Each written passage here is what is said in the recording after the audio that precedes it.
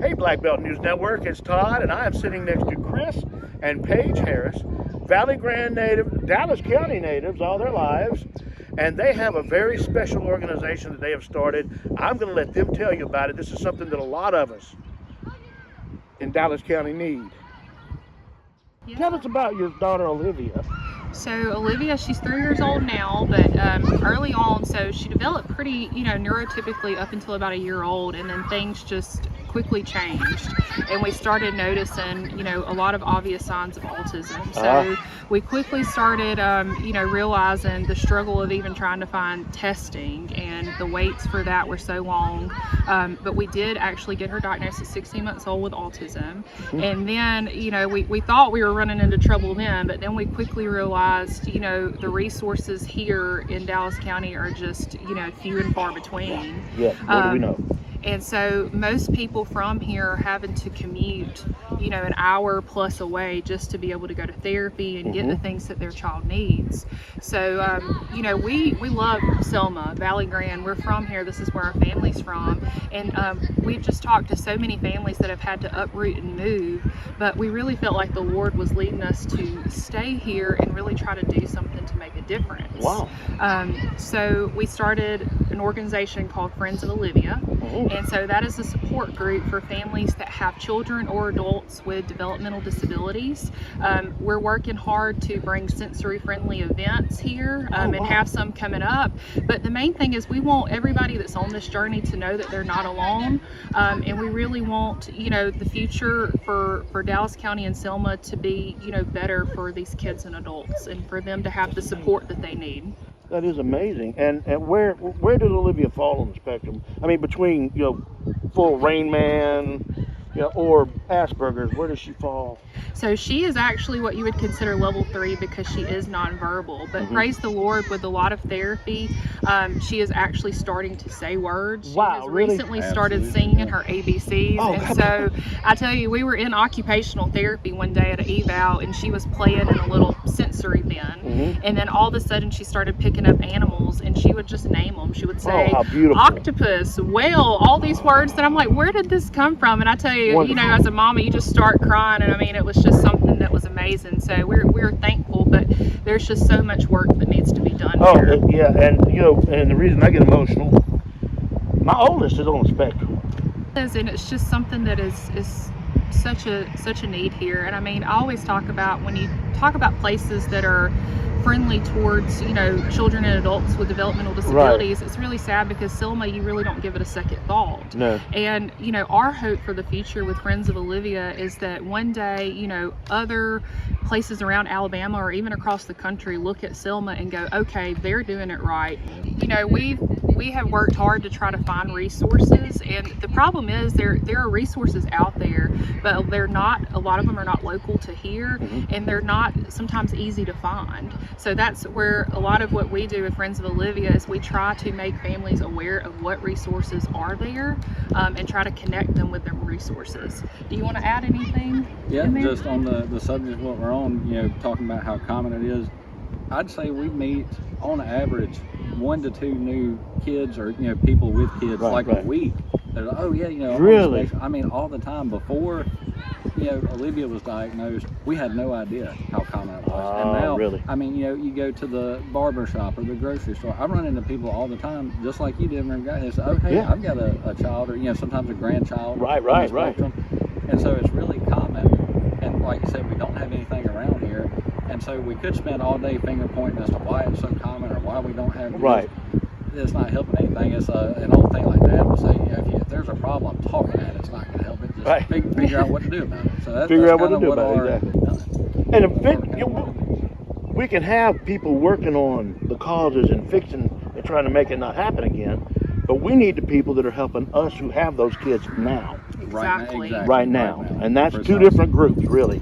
I mean, there's a crossover, but there's 2 different groups. So you were talking about sensory-friendly events. Tell me some more about what y'all got going on. Yeah, Yeah, so just coming up on October 18th, we're actually going to have what we call the Harvest of Hope. It is a sensory-friendly fall festival. We are going to have a petting zoo. We're planning on having a sensory corn pit, games and activities. And one thing that's going to be really special there is that we're going to have a space that we're going to call a calm down corner for kids that get overstimulated. And so this is just going to be an event where these kids can come out and be who they truly are and have a place to where they can feel comfortable and where we can meet them right where they're at. So we're very excited about that, and I'm very excited about, you know, the community support that we've received with that. And another big event that's coming up at the Central Alabama Fair. So we actually reached out to the Selma Lions Club and pitched the idea of, you know, the fair pageants have been a tradition in Selma since before even I was a child. But there has never been anything for girls with disabilities. So we pitched the idea to have a special pageant for girls with disabilities, and they loved it. They were immediately on board. And so we are going to have what we call the Crowned with Purpose pageant. It's going to take place Tuesday night at the fair on November the 4th at 6 o'clock. And it's just going to celebrate all of these girls, you know, whatever their abilities are. We want to make sure that they know that they are loved and cared about, and we're just going to celebrate them. So we're excited about that. That is awesome. I don't want to miss that. So how can we get involved? I mean, first of all, I want to find out more about Olivia, more about what y'all doing, but I also want to make sure that we have all the contact information for all of us to get in touch with you so we can help out and join in. Yes, absolutely. So we are definitely looking for people to volunteer. We want to train people on how to volunteer at these events and how to interact with these kids and adults. And so people can reach out to us. Our email is friendsofolivia.selma@gmail.com. And my phone number is 205-561-9712. And we are a big thing, you know, we're starting this from the ground up. This is something completely new. So we are, you know, looking for businesses and places that are willing to sponsor some of these events and help out. So, and I'll let you talk about kind of what we're hoping for, you know, as far as nonprofit status and what, you know, we're aiming for the future there. Absolutely. I want to start off by giving just a huge shout out to the Selma Lions Club. Like she said, it really can't be overstated how just immediately on board they were. And you can contact them for stuff regarding the pageant, along with, you know, the contact information she just gave. And my cell phone's been on a billboard before, so I don't mind giving it out. It's 334-419-1263, and you can contact any of those. But so what our main goal is, the next thing we're going to work on is becoming an official 501c3 nonprofit. And so from that point, that opens just a plethora of doors to being able to fundraise and, you know, having an official stamp. You can go to people, the Attorney General don't mess with you. He's like, hey, you know, these guys are good, they can fundraise. And so from that point, an aggressive fundraising campaign so that we can get what our real main goal is a facility here in the Selma Valley Grande area, you know, somewhere in Dallas County.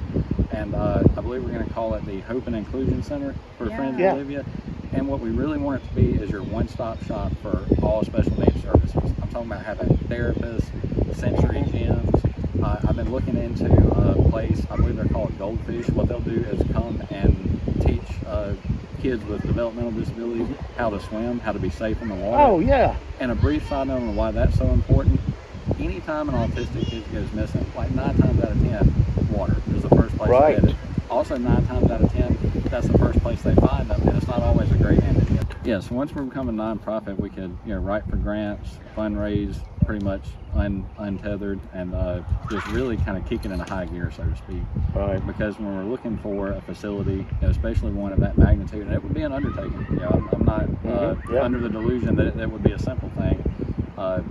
It's going to take some doing, but by the grace of God, I believe that we can get it done. And there's no doubt for me, it's not an if thing, it's a win. Right, exactly. Essentially, how long, and hopefully as soon as possible. Good deal, So we've got big dreams, and I mean, at the facility, we not only, you know, want to have, like you said, the therapy centers, the sensory gyms. We want to have job training for people. We want to have micro businesses where people can make things and sell things there, people that have developmental disabilities and such. And so, I mean, there's so much that we want to do. And really, you know, our big hope for the future is that inclusivity is not something that's just done out of charity. It just becomes a way of life here. That's what we want. Yes. Yeah. Well, one more time, give your phone numbers and your email, or website email, and I'm going to make sure that's down here on the bottom of the screen for the whole time because I want everybody to get in touch with it. And I'm pledging my help. You know. Well, we appreciate that. Yeah, I mean, I'm here not only through Black Belt News Network, but as a parent of a kid, a young adult who was on the spectrum. So once again, your phone number 334-419-1263. and My phone number is 205-561-9712, and our email is Friends of Olivia, and that's .selma@gmail.com. cool. Well, tell us a little bit more about Olivia. How is she doing? I mean, what? Oh man. She's starting to talk and. She is 3 years old. So again, she was diagnosed at 16 months old. And this just, I mean, I can't express the importance enough of when you notice something to do something about it then. Right. Go to your doctors, tell them, you know, hey, I have concerns, because the earlier the better. Getting her that diagnosis, because the wait is so long across the board. I mean, this is throughout Alabama. This is a problem. For therapies, Olivia was finally able to get off of the wait list at an early age, and since then she is now starting to communicate. She is starting to say words. She's singing her ABCs. She's interacting with people. She's That's able awesome. to go to preschool for half a day and be around other children.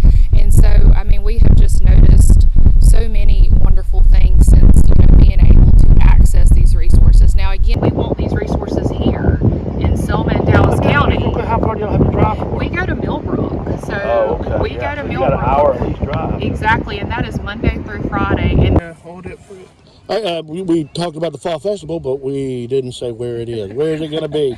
it's going to be, so the address is going to be 4209 Alabama Highway 22 in Valley Grande. That's right over there, close to the Dollar General. We will have plenty of signs and to let people know exactly where that's going to be. And you can also find us on Facebook. Just look up Friends of Olivia, and we always post our events. We're constantly posting resources, so that's going to be the best way to track us in all of our events. Great. And again, the fall festival, what's the date again? That's going to be October 18th, so not this Saturday, but next Saturday. So coming up very soon, and it's going to be from 3 to 6 p.m. Good deal. Thank you. Thank you.